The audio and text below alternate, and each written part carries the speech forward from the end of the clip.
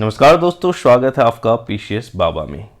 आज के वीडियो में हम पढ़ने वाले हैं CNT एक्ट 1908। बहुत ही शानदार और बहुत ही आसान और सरल भाषा में। बहुत अफवाहें फैलाई गई, हवा बनाया गया, CNT ये है, CNT वो है, CNT घंटा कुछ नहीं है। बहुत ही आसानी से इसे ख़त्म किया जाएगा, मतलब आज रेल दिया जाएगा CNT, आपके दिमाग में छाप दिया जाएगा जितनी भी उसकी धाराएं हैं, और सारा चैप्टर मैं आपको रटवा दूंगा, याद करवा दूंगा ट्रिक के थ्रू। ठीक है, तो बने रहेंगे। और साथ ही अगर आपको वीडियो पसंद आया तो आप वीडियो को अंत में पूरा देख लेना। वीडियो पसंद आया तो उसे लाइक जरूर करना। ठीक है, तो शुरू करते हैं CNT एक्ट 1908। ठीक है, तो CNT एक्ट 1908 बना क्यों, उसके पहले की कहानी अभी हम लोग पढ़ते हैं। ठीक है, कोई भी नियम कानून किस लिए बनता है? अगर आप बहुत विद्रोह करो, उग्र आपका नेचर है, ठीक है, अगर आपने आंदोलन किया है तो आपको शांत कराने के लिए कुछ ना कुछ नियम कानून बनाए जाएंगे। ठीक है, जैसे आप घर में बवाल मचा दो कि भैया मुझे आज ये खाना है, कल वो खाना है, कल ये खाना है। डेली अगर आप जिद करो तो घर वाले बोलेंगे ठीक है चल एक रूटीन बना देता हूँ, मंडे को ये, ट्यूसडे को इस तरह से। तो आप जो एक्शन करते हो उसका रिएक्शन होता है नियम और कानून। ठीक है, तो शुरुआत होती है 22 अक्टूबर 1764 से। 22 अक्टूबर 1764 में बैटल ऑफ बक्सर हुआ था। ठीक है, जिसमें ब्रिटिश जीत गई थी। ठीक है, और ये पूरा इतिहास को बदलने वाला युद्ध था। तो 1765 में क्या होता है, एक इलाहाबाद की संधि होती है। ठीक है, इलाहाबाद की संधि में क्या होता है, इलाहाबाद की संधि में जो दीवानी राइट है, ठीक है, दीवानी राइट कहाँ कहाँ का, तो दीवानी राइट आपका बंगाल का, बिहार का और उड़ीसा का, वो अंग्रेजों को दे दिया जाता है। ठीक है, कि भैया अब आप जाके टैक्स कलेक्शन करो। तो छोटा नागपुर क्षेत्र ब्रिटिश शासन के अंतर्गत आ जाता है इलाहाबाद ट्रीटी के तहत। ठीक है, और यहीं पे डुअल गवर्नमेंट या फिर द्वैध शासन जो है उसकी शुरुआत हो जाती है। डुअल गवर्नमेंट क्या होता है कि जैसे कि दो पार्ट में बट गए हैं। इंडियंस को क्या बोला जाता है, जो भारतीय थे, कि आप एडमिनिस्ट्रेशन का काम देखिए, आप ये कीजिए, व्यवस्था कीजिए, लेकिन जितना फंड है, टैक्स कलेक्शन, पैसा, वो ब्रिटिश करते थे। तो भैया पैसा तुम्हारे पास है तो मैं एडमिनिस्ट्रेशन घंटा देख पाऊंगा? एकदम नहीं देख पाऊंगा। तो यही पूरी की पूरी सिस्टम थी। तो 1765 से 1772 तक, 1765 से 1772 तक भयंकर लूट हुआ। ठीक है, दनादन चारों तरह से, आप समझ रहे हो, बंगाल, बिहार, बंगाल हो गया, बिहार, उड़ीसा, बहुत ही मतलब उस टाइम अमीर एरिया थे ये सब प्रोविंसेस। वहाँ से इतना इन्होंने लूटा कि लूट लूट के पूरा भर भर के ब्रिटेन भेज दिया। उसके बाद वैरन हेस्टिंग ने लाया पंचसाला बंदोबस्त। ठीक है, ये सब क्यों लाना पड़ रहा था कि देखो बहुत बार ऐसा हो रहा था ना कि चलिए ये लोग ले रहे थे, ठीक है, इन्हें दीवानी राइट तो मिल गई थी कि बंगाल की, बिहार की और उड़ीसा की, लेकिन ये मनमानी ढंग से दे रहे थे। कई बार ऐसा होता था कि करप्शन इतना बढ़ जाता था कि जो असली जो ब्रिटिशर थे, जो मालिक ऊपर बैठे हुए थे, उन तक पैसा पहुंच ही नहीं रहा था। इसलिए टाइम टू टाइम नियम कानून बनाया जा रहा था कि अगर set of rule, set of instruction हो जाए तो काम करना बहुत आसान हो जाएगा। ठीक है, तो वैरन हेस्टिंग एक लाते हैं पंचसाला बंदोबस्त, 5 साल में जो आपको देना होता है। तो दर्पनाथ शाह जो झारखंड के रूलर होते हैं वो इस चीज़ के लिए एग्री हो जाते हैं और वो सालाना 12,000 रुपया कर देने के लिए स्वीकार हो जाते हैं। ठीक है, तो इतना आपको बस याद रखना है, काम से काम रखना है, बहुत ज़्यादा PhD नहीं करना है, और जितना काम की चीज़ है मैंने इसमें बता दिया है। उसके बाद लॉर्ड कॉर्नवालिस आते हैं 1793 में, वो परमानेंट सेटलमेंट एक्ट लाते हैं जिसे हम अस्थाई बंदोबस्त बोलते हैं। यह 10 साल के लिए था और ये लगभग जो पूरा भारत है उसका 19 से 20% क्षेत्रफल को, 19 से 20% एरिया को कवर करता था। ठीक है, और कहाँ कहाँ लगा था, तो बंगाल में, बिहार में और उड़ीसा में। जमींदार टैक्स कलेक्टर से अब क्या बन गए, लैंडलॉर्ड। जमींदार पहले क्या करते थे, टैक्स लेते थे और जाके ब्रिटिश को देते, लेकिन अब धीरे धीरे क्या किया, ब्रिटिशर ने जमींदार को ही मालिकाना हक दे दिया जमीन का। तो बड़े बड़े लैंडलॉर्ड्स बन गए जमींदार। ठीक है, भूस्वामी। तो राइट टू ट्रांसफर और सेल प्रॉपर्टी।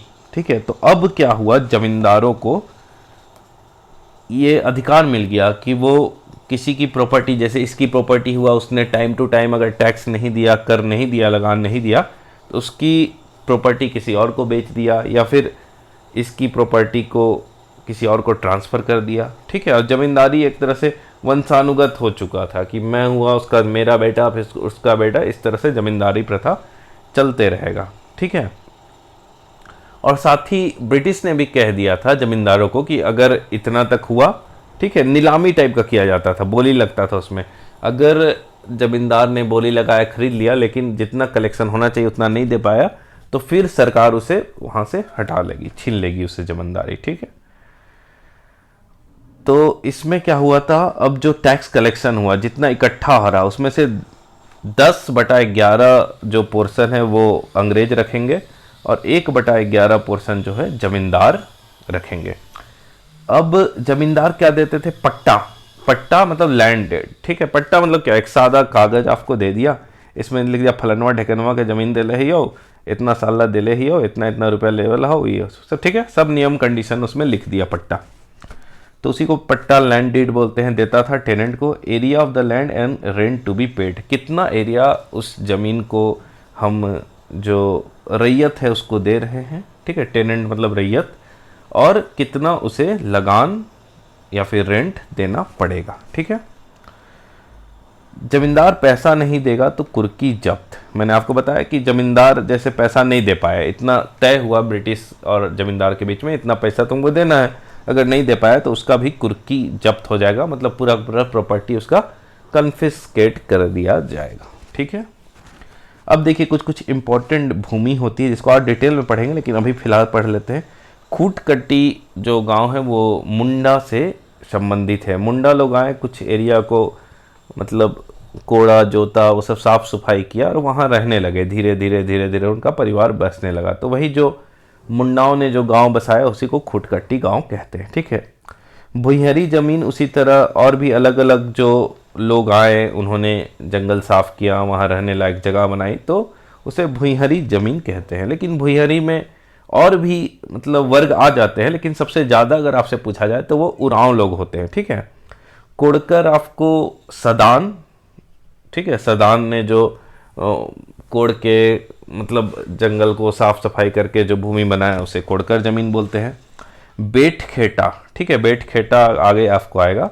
तो बेट खेटा मतलब जैसे कि कोई मेरे ज़मीन में काम कर रहा है, मैंने देखा कि बहुत अच्छा से काम कर रहा, तो उसके परिश्रमिक मतलब उसका लेबर को देख के, उसका काम करने का तरीका देख के मैंने खुश हुआ और उसको कुछ परिश्रमिक के रूप में ज़मीन दे दिया, तो वो हो गया बेट खेटा, ठीक है। राजहंस मतलब राजा की भूमि, मझीहंस मतलब जमींदार की भूमि, ठीक है। हाँ, तो पहले क्या होता था ना, ये बताने का मकसद क्या हुआ, ठीक है, ये मैं कहानी क्यों बता रहा हूँ आपको कि आखिर क्या चीज़ें डेवलप हुई, आखिर ऐसा क्या हो गया कि सीएनटी एक्ट को बनाना मजबूरी बन गया, ठीक है। तो इतना तक हुआ। तो मुंडारी, खूटकट्टी हो गया, भुइहरी, इन सब से जो लोकल ज़मींदार मतलब अंग्रेज से पहले जो ज़मींदार होते थे वो लोग टैक्स नहीं लेते थे। लेकिन जब अंग्रेज आए तो अब तो वो सबसे टैक्स लेने लगे। आपने देखा कि जंगल तक में टैक्स लगा दिया था उन्होंने। 1824, याद रखेंगे आप, पुच्चई कर वसूली, ठीक है। पुच्चई मतलब पेय पदार्थ एक होता था, हड़िया उड़िया, तो ये उनके लिए बहुत इम्पोर्टेंट था, ठीक है। तो उस पर भी उन्होंने कर लेना शुरू किया। तो देखिए इस तरह का अगर शोषण किया जाएगा, जैसे कि हड़िया या फिर जो पेय पदार्थ होता था, ये पीने के लिए यूज़ तो होता था, लेकिन बहुत सारा जो इनका आदिवासियों जो लोकल थे उनका जो धार्मिक चीज़ होता था, पूजा पाठ, उसमें भी इसका यूज़ होता था। तो इन लोगों ने सोचा कि उतना दिन तक तो हम आज़ाद थे, अब एक तो हमसे जंगल पे जो हम कर रहे हैं उस पर कर वसूला जा रहा, हमारे ज़मीन पे कर वसूले जा रहे हैं, ऊपर से जो हमारा धार्मिक परंपरा है उस पर भी इंटरफेरेंस हो जा रहा। तो इस तरह से धीरे धीरे धीरे जो यहाँ के स्थानीय लोग थे उनका आक्रोश बढ़ रहा था, ठीक है। उसके बाद दीकू लोग आए, ठीक है। दीकू मतलब बाहरी लोग जो लाया गया था, क्योंकि देखिए अब यहाँ के जो लोकल लोग हैं ना वो तो घुल मिल गए थे इनके साथ, तो वो उतना अच्छे से टैक्स कलेक्शन नहीं कर पाते थे। तो दीकू मतलब बाहरी लोग जो जमींदार हैं उनको लाया गया, किस चीज़ के लिए, तो उन्होंने स्टार्टेड टैक्स कलेक्शन, उन्होंने टैक्स कलेक्ट करना शुरू कर दिया और साथ ही इंक्रीज कर दिया टैक्सेशन, क्योंकि देखिए टैक्स बहुत ज़्यादा बढ़ाएंगे तभी उनका शेयर बढ़ेगा, ठीक है। जैसे ब्रिटिश ने बोल दिया मुझे इतना चाहिए, अगर उनको अपनी कमाई बढ़ानी है तो अधिक से अधिक टैक्स कलेक्ट करना पड़ेगा। तो इस क्रम में वो जो थे किसान का बहुत ज़्यादा शोषण करने लगे थे, ठीक है। तो इतना ज़्यादा शोषण होने लगा था, साथ ही आप देखोगे कि उनकी सोशल लाइफ में जो सामाजिक जिंदगी थी, रिलीजियस लाइफ में, धार्मिक जो उनकी परंपरा थी, उसमें दखल करना अंग्रेजों ने शुरू कर दिया। तो 1831-32 में कोल विद्रोह हुआ। क्यों हुआ? क्योंकि Adivasi who cleared jungle and started farming are now taxed. वे आदिवासी जिन्होंने पूरे जंगल की साफ सफाई की और वहाँ रहना शुरू किया, फिर वहाँ फसल उगाना शुरू किया, अब उन पे ही टैक्स थोपा जा रहा। और साथ ही देखोगे आप कोल विद्रोह में बहुत सारे जमींदार और आदिवासी भी मारे गए, ठीक है। तो इस तरह से उग्र विद्रोह की शुरुआत हो गई और आगे ये बढ़ती चली गई, ठीक है। और इसी का परिणाम था कि विवश होके सरकार को आपका CNT एक्ट लाना पड़ा था, ठीक है। आगे बढ़ेंगे। 1878 में जंगल कानून एक लाया गया जिसमें जंगल के उत्पादों पर कर लगेगा, ठीक है। अगर आपने जंगल पे, जैसे महुआ आप समझ लो, महुआ से बीना जाता है, उसका उत्पादन किया जाता है, उसमें शराब बनता है, विभिन्न प्रकार की अन्य जो वस्तुएं हैं वो बनती हैं, ठीक है। तो जंगल में उत्पादों पे भी अब टैक्स लगने लगा, तो इससे जो आदिवासी थे वो और खफा हो गए। तो अब उन्होंने देखा कि आदिवासी बहुत ज़्यादा खफा हो गए, ठीक है। अब छोटा बच्चा क्या होता है, रुस जाता है, कुछ चीज़ पे गुस्सा हो जाता है, तो माँ क्या बोलती है, बेटा ले ले लॉलीपॉप खा ले, ठीक है। तो अंग्रेज ने कहा कि ले बच्चा लॉलीपॉप खा ले। तो 1869 में पहला लॉलीपॉप मिला, उसका नाम था छोटा नागपुर टेन्यूर एक्ट, छोटा नागपुर भूधृति अधिनियम, ठीक है। Enacted by Bengal council on 17 March 1869, Bengal council ने इसे लागू किया था 17 मार्च 1869 में, ठीक है। इनेक्ट किया गया था मतलब बनाया गया था। ये लागू कब से हुआ? तो 1 अप्रैल से ये लगा, ठीक है। 17 मार्च 1869 में इनेक्ट किया गया था और ये लागू हुआ 1 अप्रैल, ठीक है। यहाँ तक आपको समझ में आ गया। इसमें क्या हुआ था, भुईहरी लैंड का सर्वे हुआ था और मध्यंस जो भूमि है उसका सर्वे किया गया था, ठीक है। पहले मैंने आपको बताया भुईहरी जमीन क्या होती है, मध्यंस जमीन क्या होती है। तो देखिए एग्जाम में कई बार ऑप्शन देगा आपको, अगर एक साथ दोनों ऑप्शन दे दिया कि छोटा नागपुर जो भूधृति अधिनियम है, छोटा नागपुर टेन्यूर एक्ट में भुईहरी का सर्वे किया गया था या मध्यंस का, तो अगर दोनों ऑप्शन में है तो आप पहली प्रायोरिटी मारेंगे भुईहरी सर्वे, ठीक है। और ये सर्वे में जो प्रमुख भूमिका निभाया था उन्होंने बाबू रखलदास हल्दर, ठीक है। बाबू रखलदास हल्दर हल लेके निकल गए थे कि पूरा एकदम दर दर कर देना है, ठीक। तो 1862 से 69 तक सर्वे किया था, उसी के आधार पर छोटा नागपुर टेन्यूर एक्ट बना था। लेकिन ये उतना सक्सेसफुल नहीं रह पाया, अनसक्सेसफुल हुआ, क्योंकि भुईहरी जमीन उसको डिफाइन नहीं किया गया था, ठीक है। सर्वे किया गया लेकिन कोई चीज़ का डेफिनेशन ही नहीं दिया गया है। जैसे कहीं रहना चाहिए भुईहरी जमीन ये जमीन है जिसका ये क्राइटेरिया है, तो उस तरह का कोई डेफिनेशन ही नहीं दिया गया और सर्वे कर दिया गया, तो ये ज़्यादा सक्सेसफुल नहीं रहा। फिर आते हैं हम 1879 में, Chota Nagpur land and tenant procedure act, Chota Nagpur भूस्वामी एवं अविधारी प्रक्रिया अधिनियम, ठीक है। इसका उद्देश्य यही था कि 1869 में जो भूमि शामिल नहीं हुई थी उसकी रक्षा करना, ठीक है। तो राजहंस और खूटकटीदार जो भूमि है उस सब को इसमें इंक्लूड किया गया, लेकिन तब भी कुछ खास चीज़ें बदली नहीं। जो जमींदारों के द्वारा मूल निवासी आदिवासी का जो शोषण की प्रक्रिया थी वो चलता रहा। उसके बाद ही छोटे छोटे एक्ट हैं जिनका बस आपको डेट याद रखना है, कोई ज़रूरत नहीं है पढ़ने की। तो 1876 में आया आपका इंकवर्ड स्टेट एक्ट, ठीक है, इंकवर्ड स्टेट एक्ट। फिर 1888 1888 में आया आदिम जनजातियों को निश्चित मात्रा पर पंचुई मतलब घरेलू शराब बनाने का अधिकार, ठीक है। पचुई टैक्स जो मैंने आप बताया था कि शराब बनाने पे जो टैक्स लगा दिया गया था, तो एक निश्चित मात्रा डिसाइड कर दिया गया कि उन लोग बहुत हो हल्ला कर रहे तो भैया लो तुम इतना मात्रा तक शराब बनाओ, हम उसमें दखल नहीं करेंगे, ठीक है। तो छोटा मोटा लॉलीपॉप दिया जा रहा। 1897 में बंगाल काश्तकारी अधिनियम आया, ठीक है। 1902 में छोटा नागपुर में पहला सर्वे किया गया, ठीक है। सर्वे अब शुरू हो गया। आप देखोगे अब ये 1902 में क्यों आ रहे हैं, तो भैया भूल गए 1899 1900 में हमारे भगवान बिरसा मुंडा, इन्होंने हालत ख़राब कर दिया था ब्रिटिशर्स की। तो इतना उग्र विद्रोह हुआ, हर जगह इसकी चर्चा होने लगी। तब सरकार ने सोचा कि अब सर्वे करा के कुछ अच्छा सॉलिड नियम कानून बनाया जाए, जिससे ये नियम कानून क्यों बनाया जा रहा, क्योंकि देखिए अननेसेसरी यहाँ के आदिवासी को एक्सप्लॉयटेशन किया जा रहा था कि भैया तुम इतना पैसा दो, पैसा नहीं दे पाते थे तो वो कर लेते थे। अब किसी से कर लिया तो वो 10 गुना 20 गुना 30 मतलब कभी कभी तो 100-200 गुना भी ब्याज ले लेते, टैक्स ले लेते थे। तो उतना टैक्स नहीं दे पाते थे आदिवासी, तो उनका ज़मीन कब्जा कर लिया जाता था। तो ये सब था कि ज़मीन की लड़ाई, कि मेरा ज़मीन कब्जा ना हो, इसलिए ये छोटा नागपुर एक्ट बनाया गया कि इस तरह के जो ज़मीन है, ठीक है, गरीब दुखिया मजदूर लोगों का, आदिवासी लोगों का, उनकी ज़मीन की रक्षा की जाए, उन पे कोई कब्जा ना कर सके। तो 1902 में पहला सर्वे हुआ जिसे हम ट्रैवर्स सर्वे बोलते हैं, और 1903 में दूसरा सर्वे हुआ जिसे हम कैडेस्ट्रल सर्वे बोलते हैं, ठीक है। टीसी याद रखना, टीसी दे देते हैं ना कभी कभी स्कूल में, टीसी याद रखना, ठीक है, टर्म्स एंड कंडीशन। उसके बाद 1895 से 1900 मैंने आपको बताया मुंडा और गुलाम, इसी के फलस्वरूप सीएनटी एक्ट लागू हुआ, ठीक है। अब हम नीचे पढ़ते हैं, वेरी इंपॉर्टेंट, स्क्रीनशॉट जहाँ जहाँ आपको लगे लेते रहना। सीएनटी एक्ट 1908, ठीक है। इसका मतलब मेन उद्देश्य क्या था, तो आदिवासी भूमि पर अवैध कब्जा को रोकना, ठीक है। उन्हें प्रताड़ित करते थे लोग, टैक्स नहीं देते थे और उनके भूमि पे अवैध कब्जा कर लेते थे, ठीक है।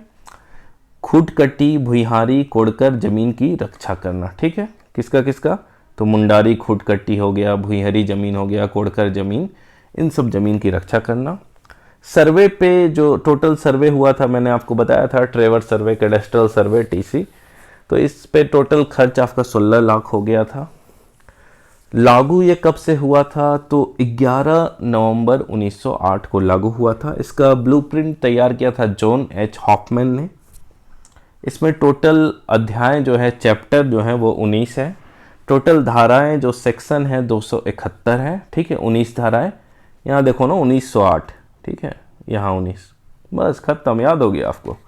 सीएनटी 1908 तो 19 धाराएं, ठीक है। 271, ठीक है, 271 आपके क्या हो गए, धाराएं, सेक्शन, और 2 शेड्यूल थे, अनुसूची, जिसे रिपील कर दिया गया था, ठीक है, हटा दिया गया था। 4 प्रमंडल में लागू है, टोटल झारखंड में आपके 5 प्रमंडल हैं, तो संथाल परगना को छोड़कर बाकी प्रमंडल में लागू हैं। 18 जिले में लागू है ये।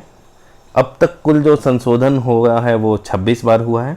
सीएनटी एक्ट की 9th शेड्यूल में जो शामिल धाराएं हैं, वेरी इंपॉर्टेंट, याद रखेंगे आप कि कुछ कुछ धाराएं जो है ना सीएनटी एक्ट के, उसको 9वीं जो अनुसूची है उसमें डाल दिया गया था। 9th शेड्यूल में क्या होता था कि अगर आपने उसको डाल दिया तो सुप्रीम कोर्ट उसमें अननेसेसरी जो है उंगली नहीं करेगा, आपको परेशान नहीं करेगा। तो 46 हो गया, 47 हो गया, 48, ये तो लगातार हो गया, ठीक है। 46, 47, 48, 46, 47, 48, 46, 47, 48, फिर 48 का ए यहाँ तक हो गया, 48 का ख़त्म। फिर आपका हो गया 71, 71 का ए, 71 का बी, फिर 240, 41, 42, ठीक है। फिर से लो 46, 47, 48, 46, 47, 48, 48 का ए, 71 का क, 71 का ख, 240, 41, 42, ठीक है। सरायकेला खरसावां में लागू नहीं था, 1951 में वहाँ पे लागू हुआ। अब सीएनटी एक्ट में शामिल प्रमुख अधिकारी कौन कौन थे, कभी कभी एग्जाम में आपको क्वेश्चन दे देगा कि इनमें से कौन शामिल नहीं थे। तो देखिए, डेविसन थे, हॉफमैन थे, कैप्टन ग्रे थे, कैप्टन डेपरी थे, डाल्टन थे, लिस्टर थे, रीड एंड स्टीफन थे, रखेलदास थे, ग्रिस्टर ओलिफेंट थे, कर्नल ईही थे, ठीक है।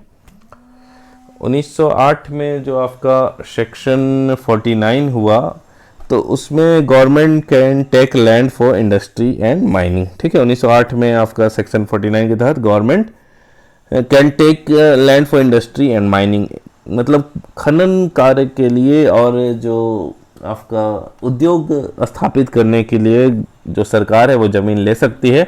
लेकिन उसमें 216 में अमेंडमेंट हुआ और इसमें और क्या क्या इंक्लूड कर दिया गया, तो इंडस्ट्री, माइनिंग, इंफ्रास्ट्रक्चर, ठीक है, इंफ्रास्ट्रक्चर जो निर्माण किया जाता है, उसके बाद रेलवे के लिए ज़मीन लिया जा सकता है, कॉलेज के लिए लिया जा सकता है, और ट्रांसमिशन लाइन, ठीक है, जो इलेक्ट्रिक ट्रांसमिशन लाइन होता है उन सब के लिए भी ज़मीन लिया जा सकता है। ठीक है, तो इतना आप याद रखेंगे, बहुत इम्पोर्टेंट है।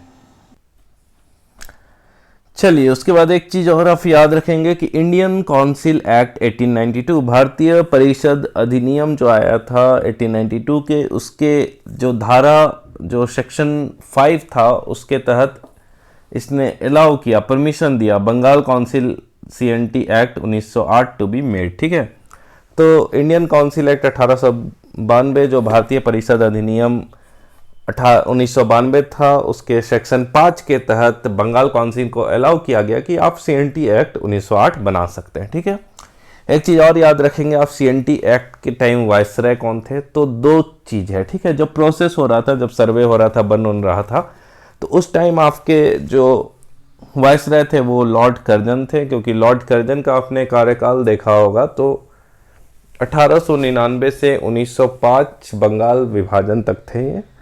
उसके बाद लॉर्ड मिंटो टू थे जो कि 1905 से 1910 तक थे। ठीक है, तो उनका ये कार्यकाल आपको पता होगा, तो ये दोनों आप याद रखेंगे, क्योंकि बहुत सारे बुक में आपको कहीं कर्जन मिल जाएगा, कहीं मिंटो मिल जाएगा, तो ये दोनों मैंने लिख दिया है जिससे आप समझ जाओ और क्वेश्चन के डिमांड के अनुसार अपना आंसर दे दो। ठीक है, अब आता है बहुत ही इंपॉर्टेंट पार्ट जिसमें मेरी भूमिका बढ़ जाएगी, आपको रटवाना है अब मुझे चैप्टर 1 से 19 तक। ठीक है, तो चलिए चैप्टर 1 तो सबसे आसान है, वो बच्चा रट लेगा। ठीक है, तो कैसे रटेगा, तो चैप्टर 1 में क्या होता है भैया, कहीं भी देखो तो नाम, गांव, title, explanation, expansion of CNT, मतलब संक्षिप्त नाम तथा प्रसार।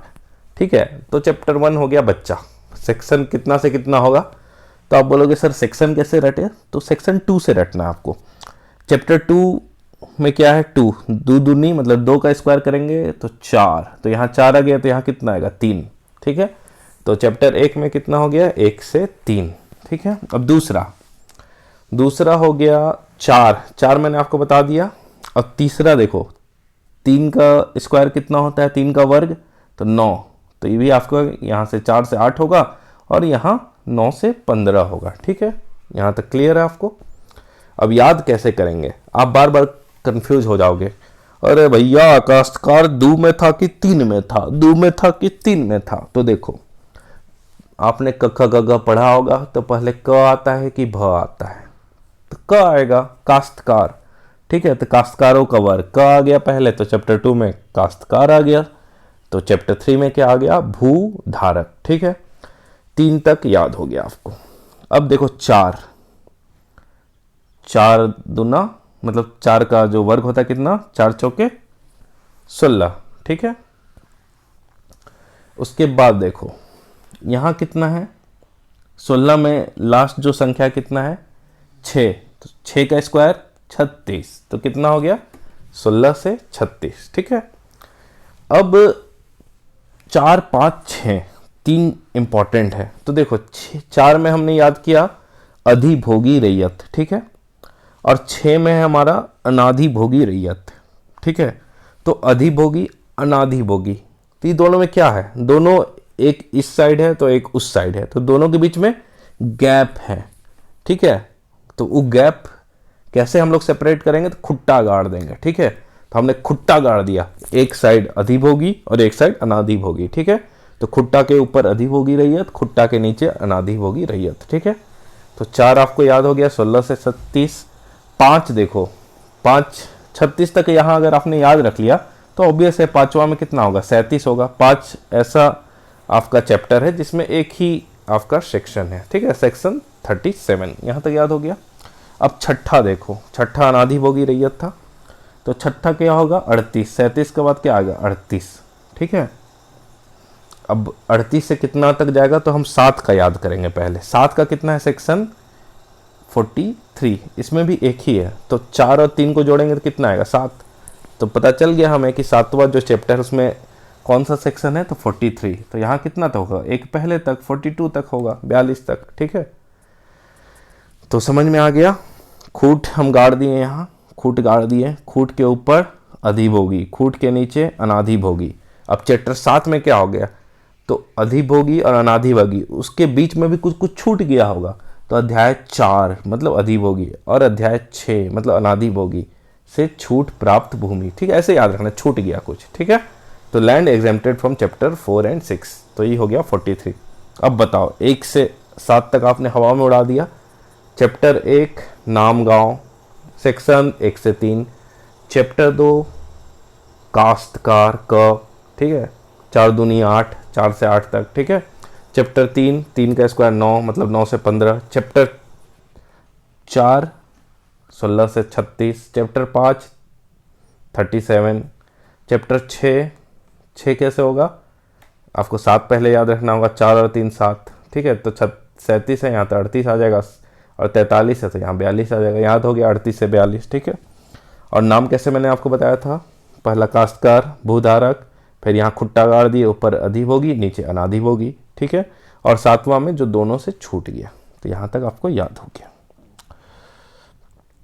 अब देखिए 8वां जो चैप्टर है उसमें आपका जोत या भूधृतियों के पट्टे और अंतरण, पट्टा, ठीक है, पट्टा। तो 8 बजे क्या होता है, पट्टा में बांध के लोग आजकल सुबह सुबह 8 बजे पट्टा में बांध के अपना कुत्ता को टहलाने ले जाते हैं, ठीक है। तो ऐसे याद रखना, पट्टा में बांध के सुबह 8 बजे, ठीक है, सुबह 8 बजे पट्टा, सुबह 8 बजे पट्टा, सुबह 8 बजे पट्टा, ठीक है, आपको याद हो गया। अब 43 तक था, तो यहाँ आपको पता चलेगा ही 44, ठीक है। 44 में आपने कितना जोड़ दिया, तो 44 में आपने 7 जोड़ दिया, ठीक है। तो ये हो गया 51, ठीक है। 8 की जगह 7 जोड़ दो, चैप्टर 8 है ना, तो इसमें 7 जोड़ दो तो 51 हो गया। अब 51 के बाद यहाँ करेंगे कितना, 52, ठीक है। अब 9 सते 7 9 जा, मतलब 9 का ये मल्टीपल है, कितना है 63, तो 52 से 63 हो गया चैप्टर 9, ठीक है। अब 9 में कौन सा आपका चीज है जो आपको याद करना है, तो देखो अभी का टाइम हम आज़ाद है, तो अभी हम लोग क्या बोलेंगे, नो लगान। हम नो लगान मतलब कोई लगान नहीं देंगे, नो लगान, नो लगान, नो लगान, नो लगान, ठीक है।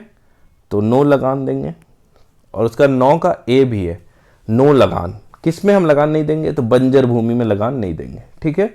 नो लगान बंजर भूमि, ऐसे आपको याद रखना है, ठीक है। चैप्टर 9 में हो गया लगान, और चैप्टर 9A में हो गया बंजर भूमि, ठीक है, बंजर भूमि का बंदोबस्त हो गया। और इसमें क्या क्या है, सेक्शन 63A और 63B, ठीक है। तो 9 तक आपको याद हो गया। अब आते हैं 10 मतलब कंप्लीट, ठीक है। 10 में 10 मिल गया आपको, तो आप क्या बन गए, भूस्वामी।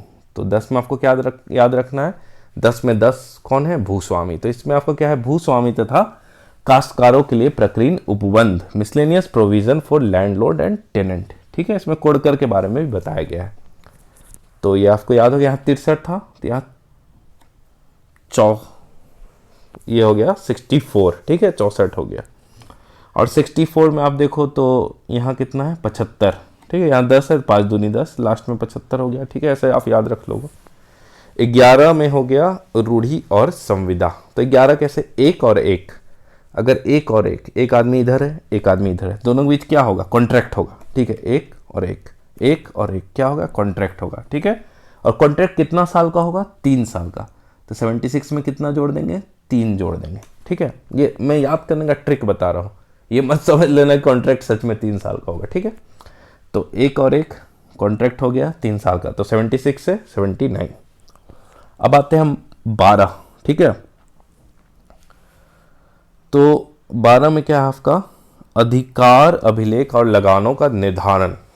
तो 12 को ऐसे याद रखो, बड़ा लगान, ठीक है, बड़ा लगान देना पड़ेगा, ठीक है। तो इसमें क्या होगा, लगान का निर्धारण हो रहा है, डिटर्मिनेशन ऑफ रिकॉर्ड और राइट, मतलब लगान कितना देना है, कितना % देना है, मैक्सिमम कितना देना है, तो बड़ा लगान देना होगा। तो कैसे याद करेंगे, बड़ा, चैप्टर 12 मतलब बड़ा, बड़ा लगान तो ये कितना से कितना हो जाएगा, 80 में 20 जोड़ दो, सिंपल है, ठीक है।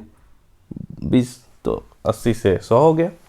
अब 13, ठीक है, तो 13 में हम क्या करते हैं, ये 13 ये मेरा, ये 13 ये मेरा, मतलब आपस में क्या हो रहा, कंडीशन हो रहा, ये 13 वो मेरा, ये 13 वो मेरा, ठीक है।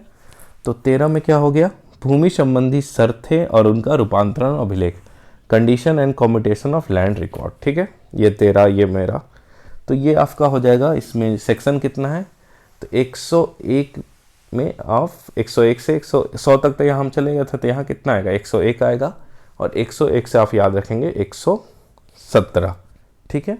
101 में कितना जोड़ दिए हम, 16 जोड़ दिए, तो 117 हो गया, ठीक है। 13 मेरा वैसे ऐसे भी याद रख सकते, 16 हो गया, 16 मतलब क्या, 16, तो 101 में 16 जोड़ दो तो 117 हो गया, सिंपल। अब 14, ठीक है, 14 में क्या है, भूस्वामी का विशेष अधिकार, ठीक है, विशेष अधिकार युक्त भूमि। 14 मतलब चौधरी, ठीक है, चौधरी क्या होता था, उसको विशेष अधिकार होता था अपना भूमि में, ऐसे याद रखना है। 14 मतलब चौधरी, चौधरी को विशेष अधिकार होता था उसका भूमि पे। तो इसमें आर्टिकल कितना हो जाएगा, 118 से 126, ठीक है। 18 में आप कितना जोड़ दोगे, 8 जोड़ दोगे, तो 126 आ जाएगा, ठीक है।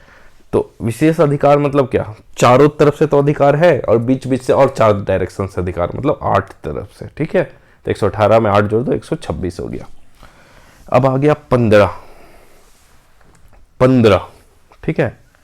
15 में है आपका अधिकार अभिलेख तथा खूट कट्टी अधिकार वाले रैयत, ग्राम मुखिया तथा अभिधाराओं के अन्य वर्ग की बाध्यता, मतलब राइट एंड ऑब्लिगेशन, ठीक है। तो इसमें आपने क्या किया, 15, ठीक है, 15 में याद कर लोगे आप, अधिकार अभिलेख एवं खूट कट्टी अधिकार वाले रैयत, ग्राम मुखिया तथा अभिधाराओं के अन्य वर्ग की बाध्यता, मतलब 15 में ना आपका राइट एंड ऑब्लिगेशन की बात किया जा रहा है, ठीक है। 15 15 15 15 ऐसे, 15 राइट है मुझे, ऐसे याद रख लो, ठीक है। अधिकार, ठीक है, अधिकार मतलब कितना है, 15 अधिकार है, ठीक है, 15 अधिकार है, ऐसे याद रखना है। और इसमें कितना हो गया, 127, ठीक है। 127 में लास्ट में क्या है, 7, तो इधर भी 7 जोड़ दो, तो 127 से कितना हो जाएगा, 134, ठीक है। अब 16 बहुत इंपॉर्टेंट है, क्योंकि 16 में आप देखोगे ना, तो 135 से लेके 229 तक है, मतलब CNT एक्ट में सबसे बड़ा जो चैप्टर है वो चैप्टर 16 ही है, ठीक है। क्योंकि यहाँ पे आ गया जुडिशियरी, सबसे बड़ा क्या होता है, चैप्टर 16 सबसे बड़ा है, ये तो आपने याद कर लिया, ठीक है। और ऐसे भी याद रखते हैं, 16 मतलब क्या, सुलह कौन कराता है, दो लोगों के बीच में, जुडिशियरी कराता है, न्यायिक जो प्रक्रिया है उसके थ्रू सुलह होती है। तो चैप्टर 16 में आ गया सुलह, तो 135 से 229। उसके बाद 17, ठीक है, 17 में तो आपको पता ही है। चलिए 17 क्या बताएगा आपका, सब तरफ, 17 सब तरफ, तो क्या बताएगा, सीमा, कि हमारा जो सीमा है सब तरफ है, ठीक है। तो 17 से आप याद रखोगे सब तरफ, ठीक है। तो इसमें भी 230 में 8 जोड़ दो, मतलब 8 डायरेक्शन में सीमा है, north east south west, north east south west, इस तरह का 8 डायरेक्शन में सीमा है, ऐसे याद रखोगे। 230 से 238। फिर 18 में क्या हो गया, मुंडारी खूट कट्टीदार के विषय में विशेष उपबंध, मतलब 18 साल में जो मुंडा है ना, मुंडा हमारे जो लड़के को बोलते हैं, तो 18 साल का जो मुंडा है ना, खूट गाड़ देता है हर जगह, बोलता है यहाँ पे मेरा विशेष अधिकार है, ठीक है। तो मुंडारी खूट कट्टीदारों के विषय में विशेष उपबंध हो गया आपका 18। तो 18 कितना हो गया, 239 से 256। अब 39 तो आपको याद हो जाएगा, क्योंकि यहाँ 38 में खत्म हुआ है, लेकिन 256 याद कैसे करोगे। तो आजकल 18 वर्ष के जो आयु के बच्चे हैं ना, एकदम गब्बर जवान है, तो उनका 56 इंच का सीना है, ठीक है, ऐसे याद रखना।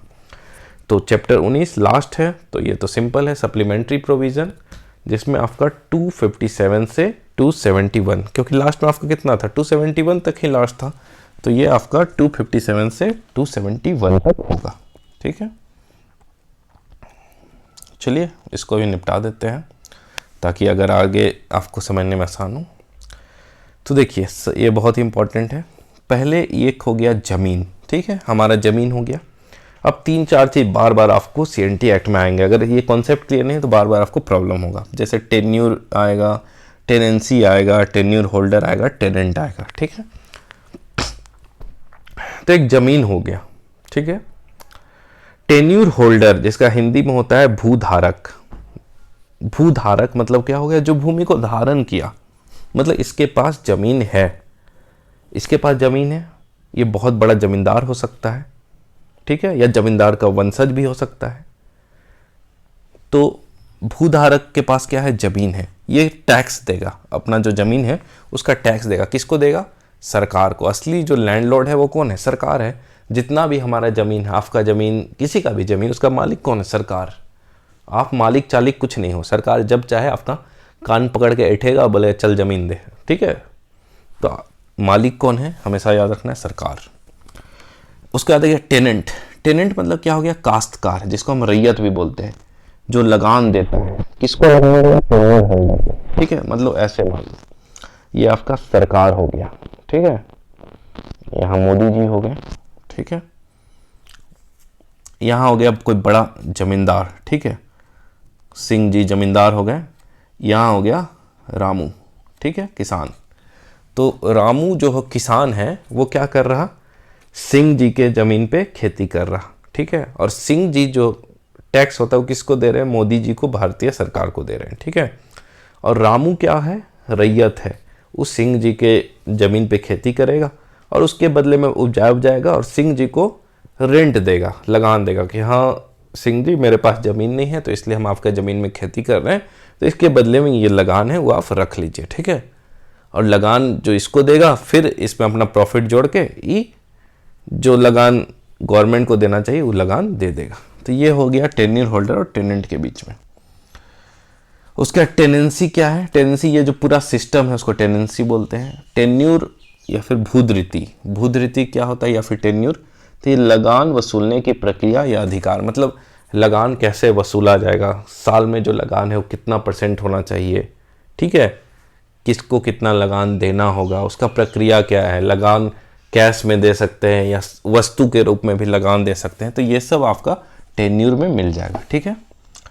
तो देखिए यहाँ रैयत मतलब रामू जो है वो किससे ज़मीन ले सकता है, टेन्यूर होल्डर से, मतलब भूधारक से, जमींदार जो पहले थे अभी उनके वंशज जो है उनके पास ज़मीन उससे ले सकता है, या फिर डायरेक्ट सरकार से ले सकता है, गवर्नमेंट से ले सकता है। मैंने लिखा है यहाँ समस्त ज़मीन का मालिक, जितना भी ज़मीन है भारत में सबका मालिक कौन है, सरकार। या फिर मुंडारी, खूट कट्टीदारी या भुईहरी ज़मीन भी रैयत ले सकता है और उस पर खेती कर सकता है, ठीक है। तो रैयत तीनों से लिंक है। मुंडा खूट कट्टीदार क्या होता है, मैंने पहले ही बताया, वृक्ष काटकर या जंगल साफ कर खेत का रूप देकर गांव को बसा दिया, ठीक है। तो ये हो गया मुंडा खूट कट्टीदार।